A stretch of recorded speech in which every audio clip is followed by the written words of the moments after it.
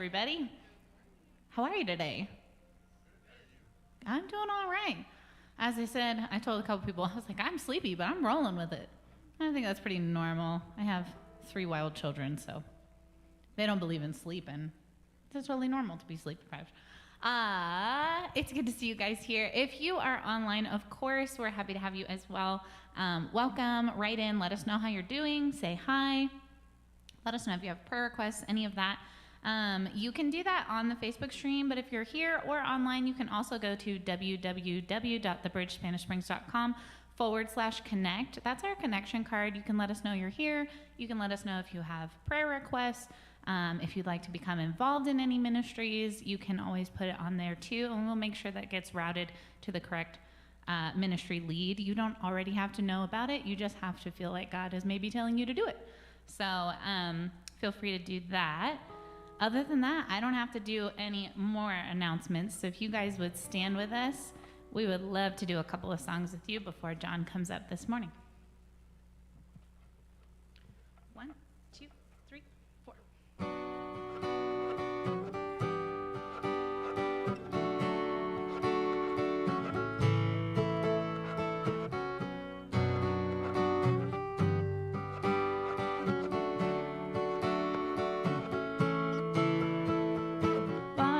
Turned into wine.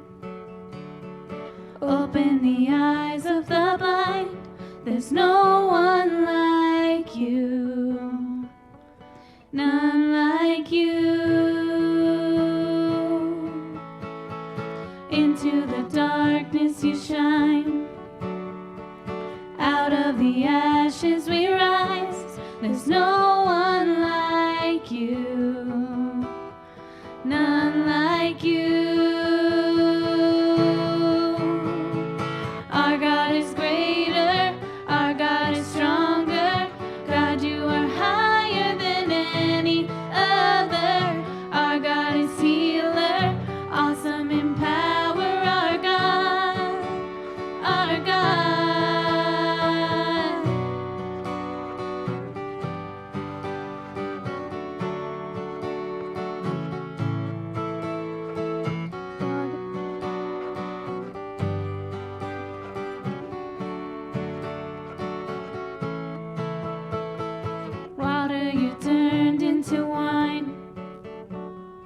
Open the eyes of the blind. There's no one like you, none like you. Into the darkness you shine. Out of the ashes we rise. There's no one like you, none like you. God is greater, our God is stronger. God, you are higher than any other. Our God is healer, awesome in power. Our God, our God. Our God is greater, our God is stronger. God, you are higher than any other. Our God is healer, awesome in power.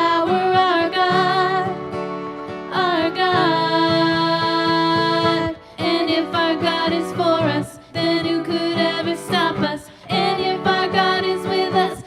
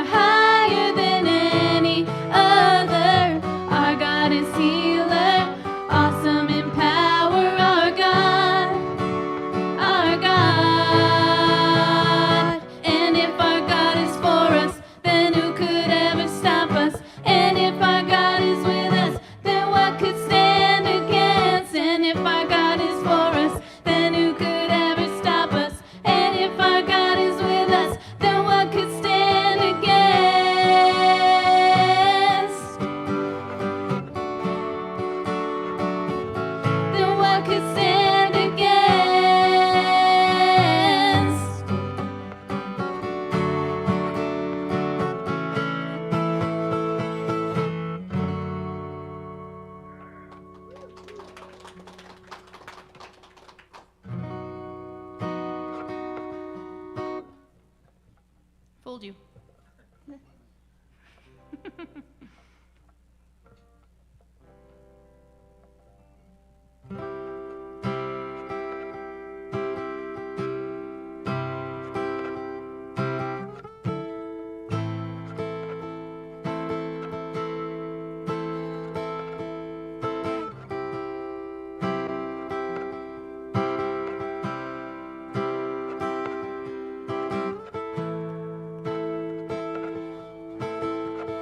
When all foundations have been shaken, when I'm left standing in the dark, and all I feel is my heart breaking, you still reign and you're still God. And when it feels all hope has faded, the heavy questions hit so hard, and though my soul may feel forsaken, you still reign and you're still God. Though I can't see what's before me, I know that I can trust your heart, and this one truth will be my story, that you still reign and you're still God.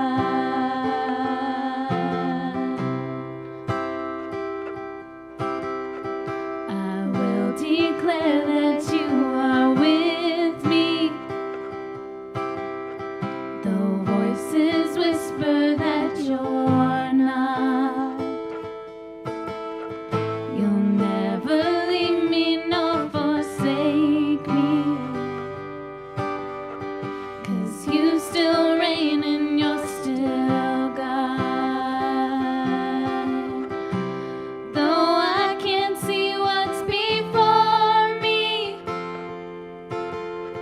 I know that I can trust your heart, and this one truth will be my story, that you still reign and you're still God. Sing it again. Though I can't see what's before me, I know that I can trust your heart, and this one truth will be my story,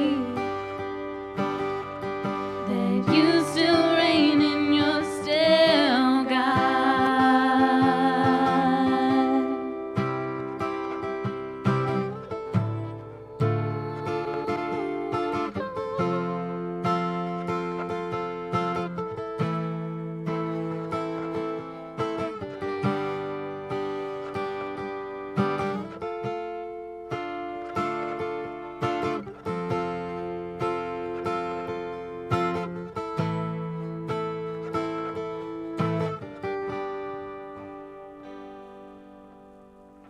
And when my enemies surround me, I'll trust the victory of your cross, and fix my eyes upon you, Jesus. For you are God and I am not. You are good and you are faithful, as you have been from the start.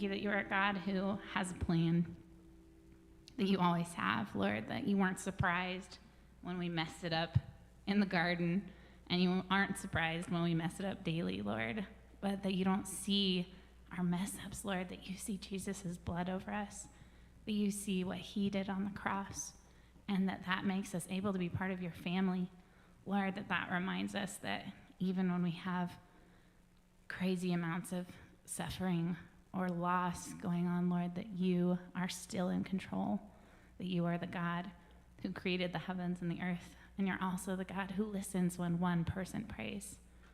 Lord, thank you that you are that God, that you continue to offer us a place in your family, not because of us or what we can or can't do, Lord, but because of what you do and what you've done and your love. We just pray that this morning you would continue to remind us that you are a God who's so much bigger, Lord, and that you would remind us of our need for you, Lord, that we would continue to seek you, and that this morning you would put something on our hearts to change in a really active way, Lord. Amen. You may be seated. Thank you, guys.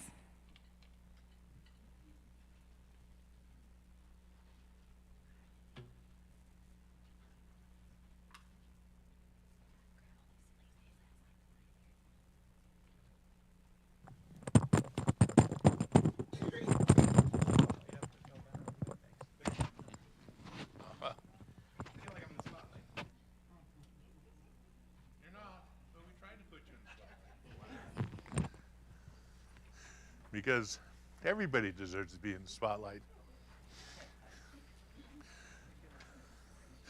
So before we get started this morning, just a couple quick announcements. The main one that we're wanting to announce is the car show that's coming up on Saturday, and we still need volunteers for that. But what I'd like is so that we can get an idea of how many people are going to be here, and we get an idea of how much we need for the barbecue. Can I get a show of hands of people that are going to be here Saturday? John, I've recruited people, invited 3 different people tonight show up also. Right. So far. This is just to get a general idea to start with. So 54. Thank you.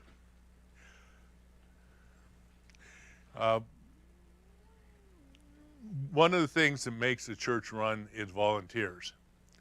And we always need volunteers for things. 2 of our big areas right now is we need people for tech support.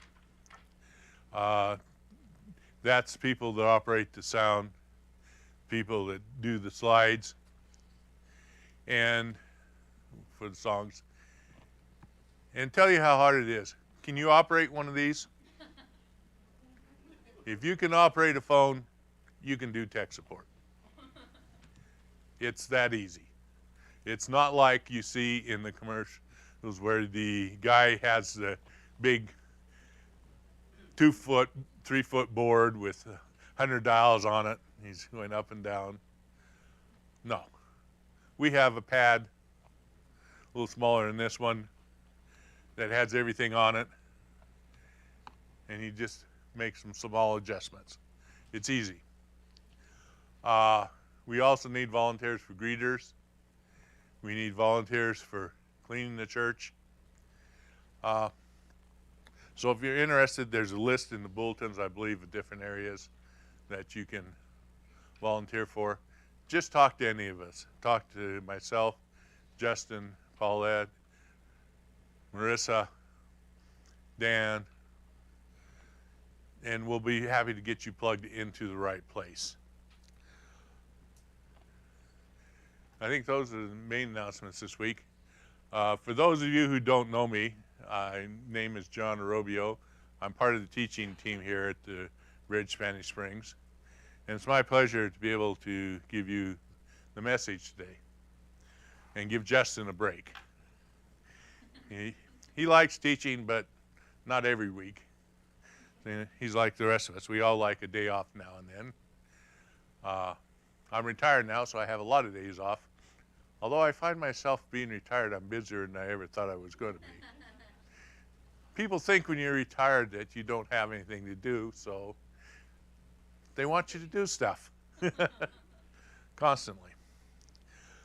So as we look at this message, we're going to be continuing to look at the kings of Israel. We're going to be continuing to look at Saul. And today we're going to look at Saul's reaction to trouble. Now, have you ever had a time in your life when everything seems to be going well? You're successful with things you're doing. Your finances are in good shape. Your kids are behaving. Everything just seems on top of the world. The outlook is great. You're feeling like you're up here. You're just hitting it and you're just going great. And then what happens? Bam! Out of nowhere you get hit with a major problem in your life. And oftentimes while you're dealing with the first problem, bam! You get hit with the second one. I know I sound like Emma LaGracia here, for those of you who watch Cooking Channel. How did you react? Did you immediately turn to God and say, God, help me. I need your guidance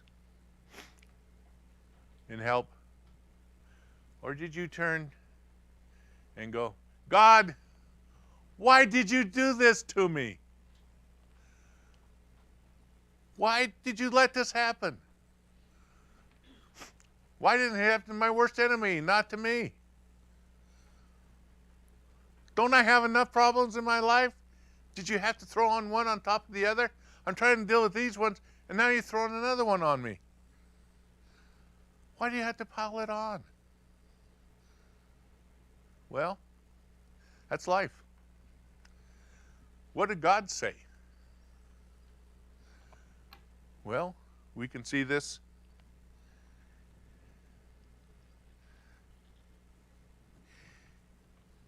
in John 16:33. And he says, I have these things to you, said these things to you, that in me you may have peace. But in the world, what will you do? In the world you will have tribulation. You will have trouble. But take heart. I have overcome the world. This has happened in my own life. I worked at the Nugget and Sparks for almost 29 years. I was in a multitude of positions. I had been operation manager. I had been working in warehouse. I was going to take it over and run the warehouse and purchasing. And then the guy that doing it decided to stay on. And at that point, they were looking at opening up their own laundry facility. And they needed somebody to run it. And they said, oh, we got John over here. So I got in charge of setting up a new laundry facility. It was a $3.5 million facility. When we started out, we were running one shift because we only had the one tower. And then when we built the second tower, we expanded it to two shifts. We were processing over 6 million, almost 7 million pounds of laundry a year. I mean, it was a big operation. You look at your laundry machine at home, how much can you put in that? If you got one of the extra heavy duty ones, you maybe get 20 pounds of clothes in. This laundry facility, we had 3 400-pound machines. We could wash 400 pounds of clothes at one time. We had two 200-pound machines, a 100-pound machine, and a 50-pound machine. That was a small one we did for the small things. It was a major operation. But it was a cost saving, and I ran that thing efficiently. In 3.5 years, in less than 3.5 years actually, we paid off that $3.5 million project in savings to the Nugget. If any of you in business, 3.5 year return on an investment is great. It's wonderful. So we're going on great guns. I'm meeting my budget every year. I'm under budget. Things are looking great. So I've been running this thing for 6, almost 7 years, and things are just perking along great. And I get a call near the end of the day, and my boss says, "Why don't you stop in my office before you leave?" Now, this was nothing unusual. She liked to touch base now and then with me, and if there was something coming up in the hotel that was going to affect the laundry, she was letting us know that maybe a big convention was coming in. We were going to be slammed on days we normally weren't. So I didn't think anything about it. So I get done at the end of my days and I head to her office. Only things aren't quite as normal. When I walk into her office, not only is she there, but the free VP of Human Resources is there. And I'm wondering, what's going on? So I walk in and she said, "John, have a seat." And I sat down, and the first words were, "John, we're laying you off effective immediately." I go, "Whoa." She said, "It's nothing you're doing. You're doing a wonderful job. We're refinancing our loan package, and Nugget's hired consultants to come in and look at us so we can get the best operation, the best deal we can on the loan package, the lowest percentage." And they said, "We've got too many managers. You need to lay off some." My position was being consolidated with the executive housekeeper's position. Because she and the executive housekeeper were so close, he wound up with the position. I got laid off. It was a very small severance. So I walked in, worked that morning on top of the world thinking everything was great. I walked out of work devastated. I had just lost my job. I was going to have to find a new job. Well, while I'm looking for a new job, which was not that easy, very odd thing. I discovered the fact that I've worked for almost a company for almost 29 years was a detriment for most businesses. They did not want an employee that had worked for a company that long because they felt you were too set in your ways and didn't want to learn this. They were looking for somebody that had 4 to 5 jobs in a 6 to 10 year period, but would stay with their company as long as they wanted. So while I'm looking for a job, which took a long period of time, bam, we get hit again. My wife worked for the school district. She gets told, "Well, we're having financial difficulties. We're cutting staff. You're cut to half-time." So in a period of 2 months, we lost 70% of our income. Now that's a major blow.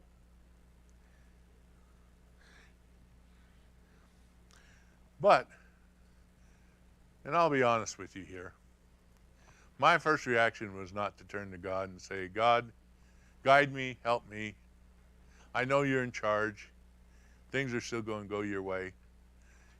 We'll get through this, no problem." No, my first reaction was, "God, didn't I have enough problems? Did you have to pile this on top of me? Why me? Why me?" Yeah, it took a little while for me to come around to where I turned to God and said, "All right, God, you have a plan. I know it's best." And so then. And then doesn't it affect us as individuals? It affects us as a church. We opened this church 7 years ago. We were going great guns. We had gotten over 70 people in service. We were getting higher than that. Fact is, we'd opened a second service because we were getting to that point. Things were looking wonderful. And then what happened in 2019, 2020? Yeah, a little thing called COVID. And let me tell you, it slammed us. It slammed all the churches. Instead of talking to a group like this, now all of a sudden we had Marissa singing to nobody, Darren speaking to nobody, and one guy doing the camera and the sound and the presentation. Because nobody else was here. Nobody else could be here. We were online. And yes, that took us down. There are a lot of churches that didn't survive that period of time. But I had faith in God. We had faith in God. And God took us through it. And we're still here and going great guns. So yeah, Marissa's song that she sang just before this, I couldn't have picked a more perfect song if I had gone through the list. God still reigns and he's in control. We need to remember that. So the last 2 weeks we've been looking at Saul and how God called him to be the first king. In 1 Samuel chapter 10 verses 21 through 23, it said, "But when they sought him, he could not be found, so they inquired again of the Lord, 'Is there a man still to come?' And the Lord said, 'Behold, he has hidden himself among the baggage.' Then they ran and took him from there." So in Samuel 10, we see a reluctant. Why reluctant? We're not told. Maybe he felt unqualified. Maybe he was afraid. Maybe he was just plain overwhelmed. I mean, he's a guy that was a farmer, sometimes warrior. And all of a sudden, this prophet comes up to him, anoints him, and says, "You're the new king." And shows him, presents him to the people. So after he anointed him on the roof and told him he's going to be king, he goes to present him to the people. And here's, anybody see Saul? You know where Saul went? Is he here? They finally found him hidden among the baggage. And so Samuel had them bring him forward. And he said, "Here's your new king, Saul."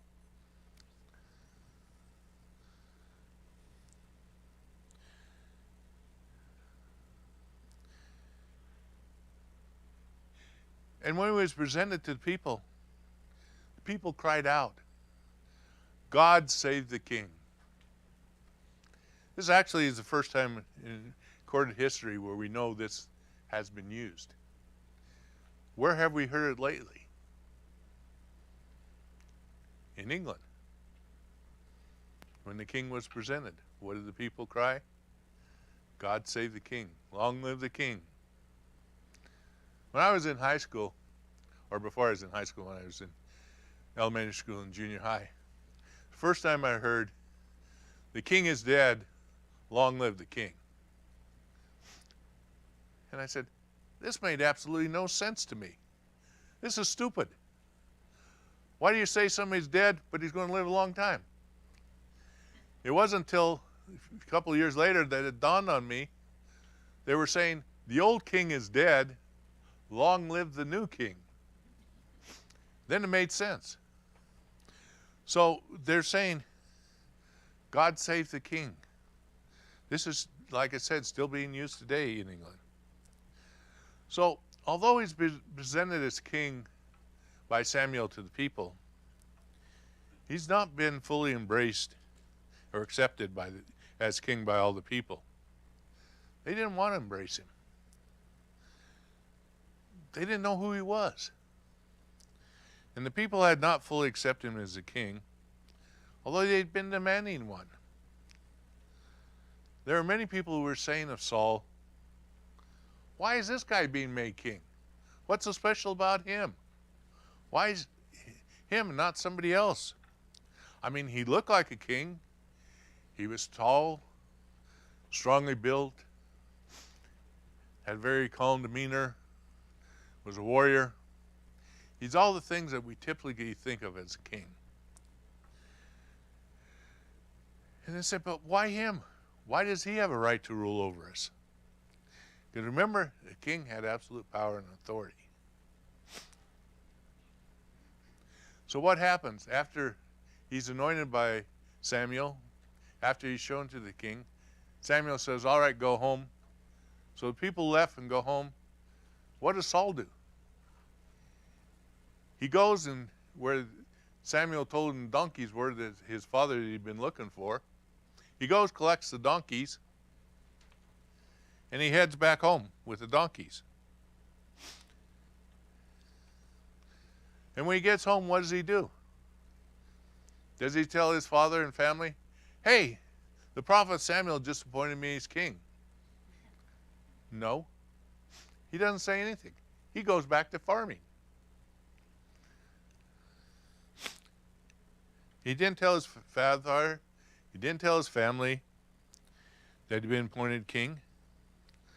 So this week we're going to look at what happens at his early beginning as a king and how he reacted to trouble after victory. And we're going to look at the 11th chapter of Samuel. And as we read it, we read, then Nahash the Amorite went up and besieged Jabesh Gilead, and all the men of Jabesh said unto Nahash, make a treaty with us, and we will serve you. But Nahash the Amorite said unto them, on this condition will I make a treaty with you, that I will gouge out all your right eyes, and thus bring disgrace on all Israel. And the elders of Jabesh said to him, give us 7 days' respite, that we may send messengers throughout the territory of Israel. Then if there is no one to save us, we will give ourselves to you. And when came the messengers to Gibeath of Saul, they reported the matter in the ears of the people, and the people wept aloud. Now behold, Saul was coming out of the field behind the oxen, and Saul said, what is wrong with the people, that they are weeping? And they told him of the news of the men of Jabesh. And the spirit of God rushed upon Saul when he heard these words, and his anger was greatly kindled. And then he took a yoke of oxen, and he cut them into pieces, and sent them throughout the territory of Israel by the hand of the messengers, saying, whosoever does not come out after Saul and Samuel, so it shall be done to his oxen. And the dread of the Lord fell upon the people, and they came out as one man. And he mustered them at Bezeh. The children of Israel were 300,000, and the men of Judah were 30,000. And they said unto the messengers who had come, thus shall you say to the men of Jabesh Gilead, tomorrow by the time the sun is hot, you shall have salvation. And the messengers came and told the men of Jabesh, and they were glad. Therefore the men of Jabesh said, tomorrow we will give ourselves to you, and you may do with us whatever seems good to you. And the next day Saul put the people in 3 companies, and they came to the midst of the camp in the morning watch, and struck down the Amorites until the heat of the day. And those that survived were scattered, so no 2 of them were left together. And the people said to Samuel, who is it that said, shall Saul reign over us? Bring men that we may put them to death. And Saul said, not a man shall be put to death this day, for today the Lord has worked salvation in Israel. Then Samuel said to the people, come, let us go to Gilgal, and there renew the kingdom. And the people went to Gilgal, and there they made Saul king before the Lord in Gilgal. They sacrificed peace offerings before the Lord, and Saul and all of the men of Israel rejoiced greatly. So we have a great high here. What is that great high for Saul? Well, he's the elected king, but there's a great high because he's been anointed as king. He was presented to the people as king. Things were going great for Saul. This is a moment of great high for him. Although he returned home since had nothing meeting. And he was finally starting to embrace it. He's beginning to start to enjoy being named the king. Then bam, comes the trouble. It was a great threat by Nahash. In the first 3 verses of the scriptures today, we saw that there was a very ugly demand made by Nahash on the people of Jabesh Gilead. Nahash was the king of the Amorites. At the time, the great enemies of the Israelites were not Babylon or even Egypt. It was the Amorites, who were the descendants of Lot, and the Philistines. The men of Jabesh first attempted to make a covenant. So their first reaction was, well, let's sue and see if we can make peace. Logical attempt. And we're going to offer to make a covenant with Nahash and offer to serve him. And how does Nahash respond? Well, not very nicely. In fact, it's very ugly if you think about it. What did he do? He told them he would make a covenant with them. He would do this. But in order to do this, he would cut out the right eye of all the men of Israel as a condition to doing this. This was a very ugly demand. Not only was it something to be very harsh for the men, he told all of a sudden they're going to have their right eye cut out. I can't even imagine what that would be. But it would be a disgrace, because they would be now maimed before the Lord. Remember, in Israel at the time, if you were not perfect, it was considered because of your sin, and you were not welcome fully inside the temple. So this would be very ugly demand to them. So the Israelites needed a deliverance. But did they turn to God? Did we see them turn to God? No. What's the first thing they did? They asked for 7 days so they could find someone to save them. If not, they would accept the terms. And they immediately sent out messengers all over the kingdom, to all the land, to find someone who could save them. And when they came to Gilboath of Saul and told the people there raised their voices and wept.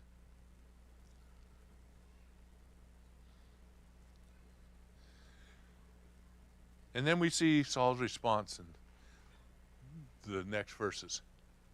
And behold, Saul was coming out of the field behind the oxen. And Saul said, what is wrong with the people that they're weeping? And they told him the news of the men of Jabesh. And the Spirit of the Lord rushed upon Saul when he heard these words. His anger was greatly kindled. So Saul had been farming. He gets done with his day. He's headed back to town with the oxen, when he saw people crying and weeping. So naturally, his first inclination is, as anybody's, what happened? Why are people crying? And he was told what happened. And what was Saul's reaction? He got angry. And then what happened? The Spirit of God came upon him.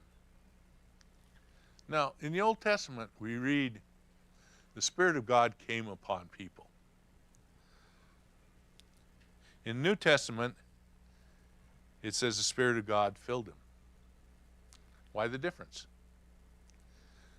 The difference is, in the Old Testament times, Jesus had not yet come, had not yet died. His blood had not been spilled yet to cover our sins. So the people had not been cleansed with the blood. So when the Spirit came upon them, He could use them and empower them. Our bodies were cleansed of sin. We're now a holy place because we're sinless before the eyes of God, because Jesus' blood has covered our sins. The Spirit can now infill us because there's no longer sin to block the way.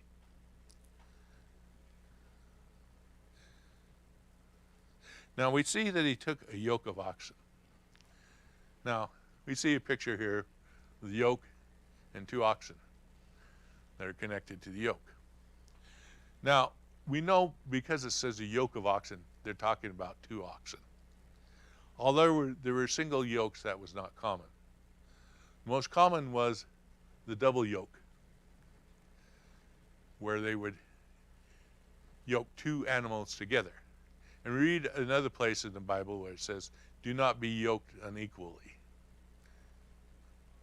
2 different things cannot be yoked together. You don't want to yoke a camel and an oxen together. It doesn't work well. So we know that Saul took these 2 oxen. He cut them into pieces. Whether he personally did it or other people helped him, we don't know. But the oxen were cut into pieces, were chopped up. And then he sent the pieces by messenger all over Israel. Now, Saul identifies himself with Samuel. He just doesn't say, this is Saul. He says, Saul and Samuel. Now, why does he include Samuel? Well, there's probably 2 reasons. Number 1, Samuel is a well-known prophet, and the people can respect him. And number 2, Saul has not been fully accepted, and a lot of people still don't know who he is. So by identifying with Samuel, he has more influence than if he just used his name alone. I don't think his name could have stood by itself alone. And what is he doing by this? He's basically threatening the people that if they did not come out, he would do to their oxen what he just did to these 2 oxen. And the fear of the Lord fell upon the people, and they responded. And they came out for 2 reasons. First, the fear of Saul and Samuel and the Lord. And secondly, a fear of the Amorites and what they would do to them. And we see a total of 330,000 men came out for the battle.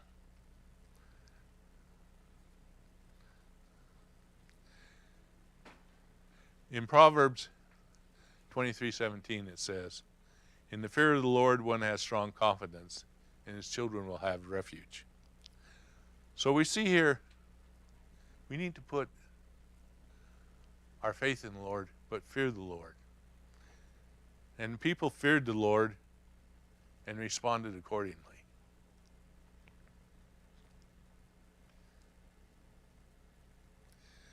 Now, we see that Saul did 2 things here. 2 important things when he heard the news. First, he waited on the Lord. And although he get mad, he did not react to the Spirit of the Lord came upon him. So he did not just get mad and rush into the fight. It wasn't the first response he acted on. And secondly, he did something more importantly. He did not do it by himself, but he gathered others to him to do the battle.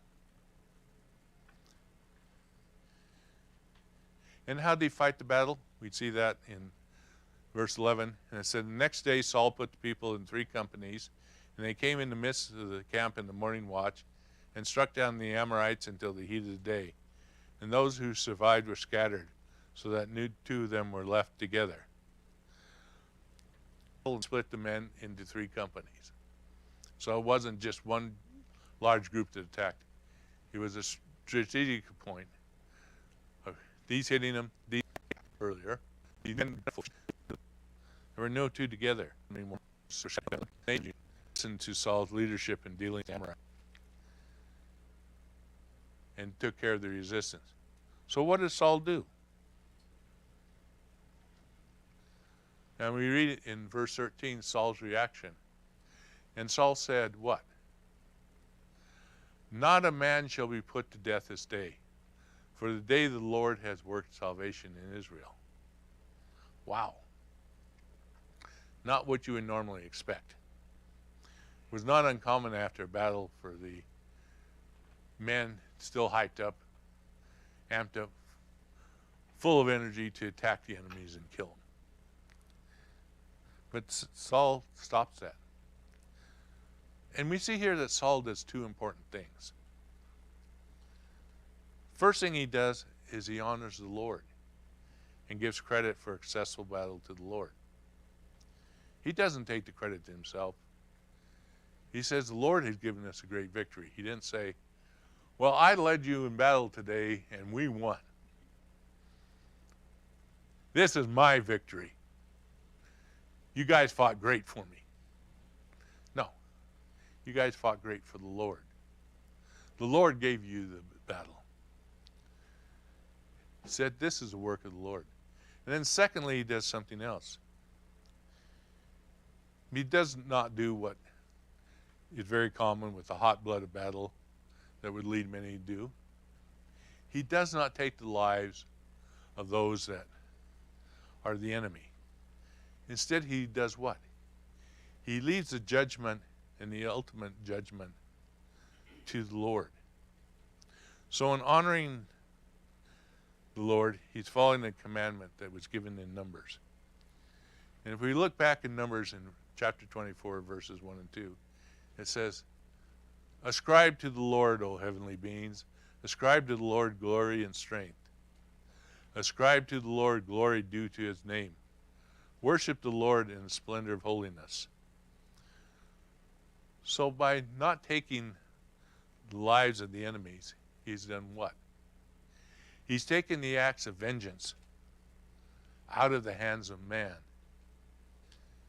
And he's taken that vengeance and done what? He's put it in the hands of the Lord. And we can see that following the commandment is what we're supposed to be doing. And as we look at Romans, we can see this very clearly. In Romans 12:19, it says what? Beloved, never avenge yourself, but leave it to who? The wrath of the God, for it is written. And what's written there? Vengeance is mine, saith the Lord. I will repay those that sin against you. So God is the one who will do the repayment. God is the one who will punish those that attack us. We're not to take that vengeance out, but we'll give it to God.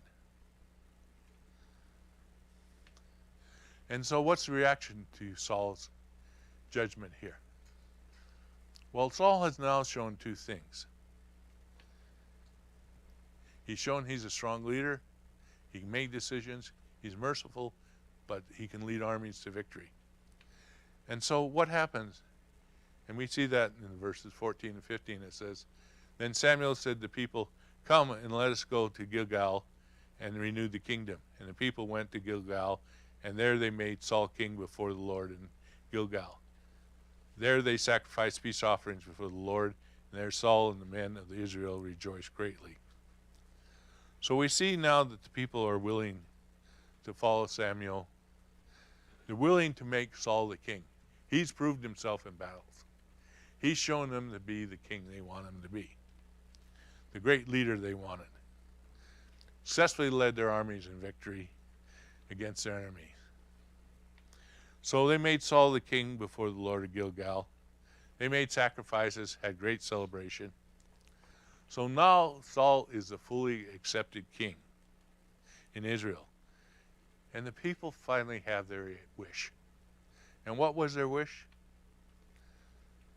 To be like all the other nations around them. They have rejected the leadership of God. And instead now they have a human king just like everybody else. So what can we learn from this? Well, the 5 things we can take away from this. First one is trouble will often come in our lives, often after success. It often comes when things have been going good or we have a great victory. And it's often not just one trouble, but it's one trouble, followed by another trouble, followed by another trouble, followed by another trouble. God said you are going to have trouble in your life. If you're alive, you're going to have trouble. So how should we react? And that's the second thing. We should turn to the Lord first. Seek His spiritual guidance and wait upon Him and not rush into solving it by ourselves. Not an easy thing to do.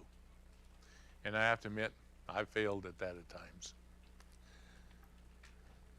And what's the third thing we should do? We should gather our resources, turn to the people, other people, and not isolate ourselves.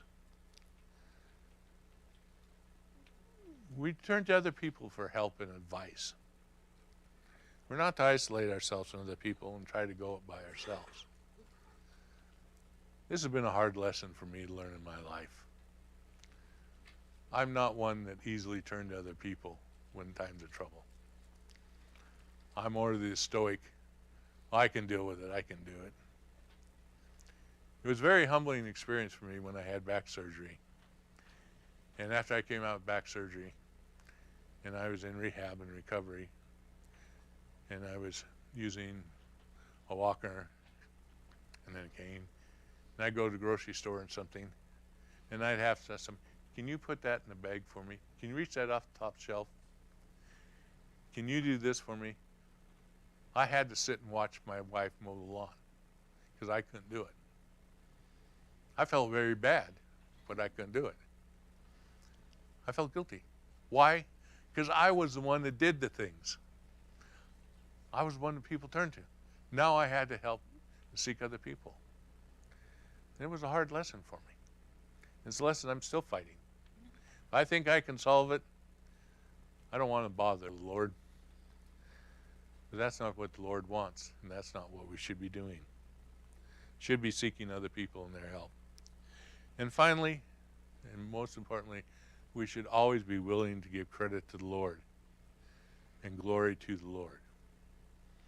It's not what I did, it's what the Lord did through me. It's not my success, it's the Lord's success. So what is the bottom line? When trouble comes, seek the Lord. Wait for Him and gather resources. And then afterwards, give the glory to the Lord. Let's close with a word of prayer.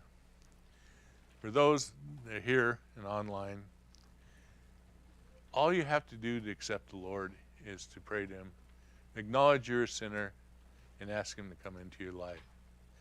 And if you want to do that today, just follow this simple prayer. Lord, I know I'm a sinner. I know I can't do it by myself. I'd sinned against you, Lord. I've rejected you. But now I see where I've failed. Lord, I want to change. I want to turn back to you, Lord. I want to turn away from my sin. And Lord, I ask that you forgive me. Lord, I ask to be able to turn to you. And I accept you. I acknowledge that you gave your Son, that He died, and His blood covers our sin. And that I fully accept the salvation that He gives us by doing so. And Lord, I thank you for giving your Son for this, being able to do this. And I have accepted the Lord, and I have acknowledged His salvation. And by doing so, I know that I'm saved. Amen. If you've said that prayer, congratulations. You have eternity. You have the Lord with you. And we just pray that you would not just accept the Lord, but you would seek us. Talk to somebody. Talk to myself. Talk to Justin. Talk to one of the board members. We'll be happy to guide you and help you grow. And I just thank you all today. Marissa's going to conclude with our final song.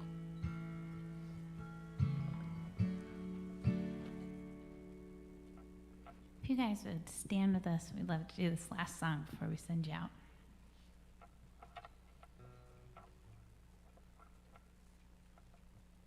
One, two,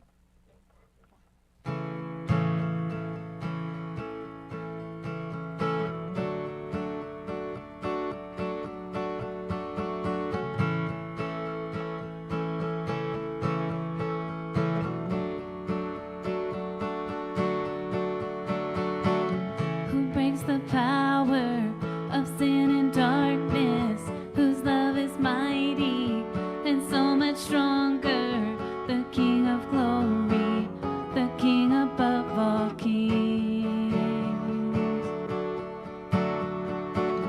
who shakes the whole earth with holy thunder, who leaves us breathless in awe and wonder, the King of glory, the King above all kings. This is amazing grace. This is unfailing love, that you would take my place, that you would bear my cross. You laid down your life, that I would be set free. Jesus, I sing for all that you've done for me.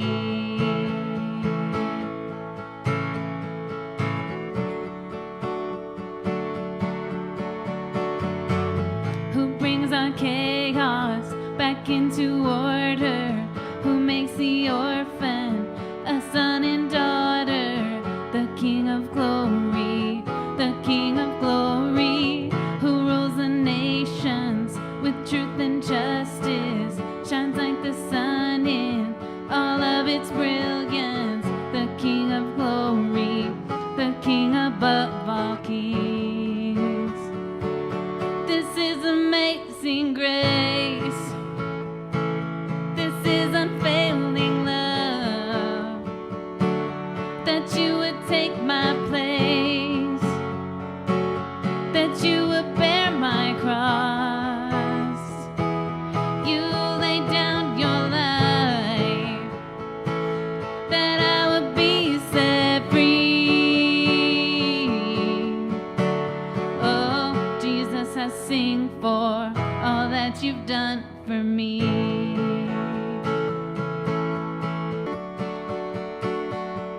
Worthy is the Lamb who was slain. Worthy is the King who conquered the grave. Worthy is the Lamb who was slain. This is unfailing love, that you would take my place, that you would bear my cross. You laid down your life, that I would be set free. Oh, Jesus, I sing for all that you've done for me.